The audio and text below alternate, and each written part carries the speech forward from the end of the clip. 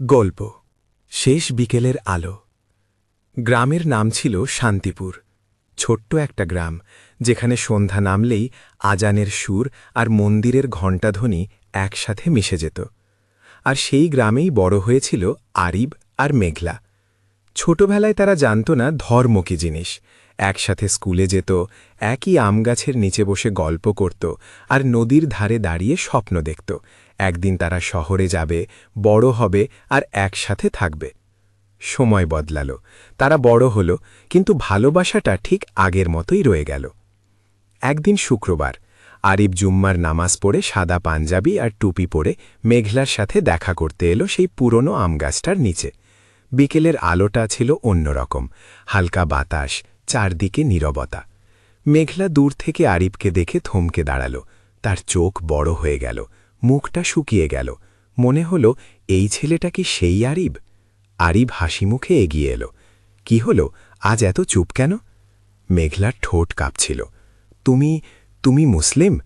আরিব একটু অবাক হয়ে বলল, হ্যাঁ, কেন? এই একটা কথায় যেন মেঘলার চারপাশটা ভেঙে পড়ল। তার কানে আর কিছুই আসছিল না, শুধু একটা শব্দ, মুসলিম। কিছুক্ষণ চুপ থাকার পর মেঘলা বলল, আমার বাড়িতে কখনো মুসলিমদের নিয়ে ভালো কথা বলা হয় না। আরিফ শান্ত গলায় বলল, আমার বাড়িতেও হিন্দুদের নিয়ে একই কথা বলা হয়। দুজনেই চুপ। প্রথমবার তারা বুঝল, তাদের ভালোবাসার মাঝে একটা অদৃশ্য দেয়াল দাঁড়িয়ে গেছে। দিন যেতে লাগল, তারা আগের মতো দেখা করত না, কথাও কম হয়ে গেল, কিন্তু ভালোবাসা, সেটা কমল না। একদিন সন্ধ্যায় হঠাৎ মেঘলা আরিফকে ডেকে পাঠাল। নদীর ধারে আকাশে সূর্য ডুবছে, চারদিকে লাল আভা। মেঘলা বলল, আমরা কি ভুল করেছে? আরিব একটু হেসে বলল, ভালোবাসা কখনো ভুল হয় না, মানুষ সেটাকে ভুল বানায়। মেঘলার চোখ ভিজে উঠল। তাহলে আমরা কি করব?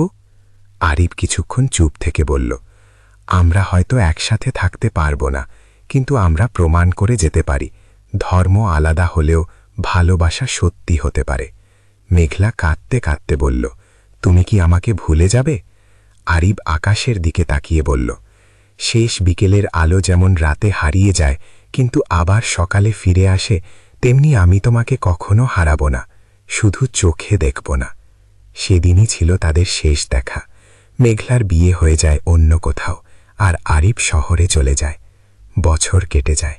একদিন অনেক বছর পর সেই আমগাছটার নিচে একটা ছোট্ট ছেলে খেলছিল। তার মা দূর থেকে ডাকল, আরিব, বাড়ি চলো। আর গাছটার পাশে দাঁড়িয়ে একজন বৃদ্ধ মানুষ চুপচাপ তাকিয়ে রইল। তার চোখে জল, মুখে হালকা হাসি। সে ফিস ফিস করে বলল, ভালোবাসা হারায় না, শুধু রূপ বদলায়। যদি গল্পটি ভালো লাগে অবশ্যই লাইক, কমেন্ট আর সাবস্ক্রাইব করতে ভুলবেন না। যদি আমাদের চ্যানেলের গল্পটি আপনার জীবনের সাথে মিলে যায়, কমেন্ট করুন। আপনার অনুভূতি আমাদের জন্য অনেক মূল্যবান।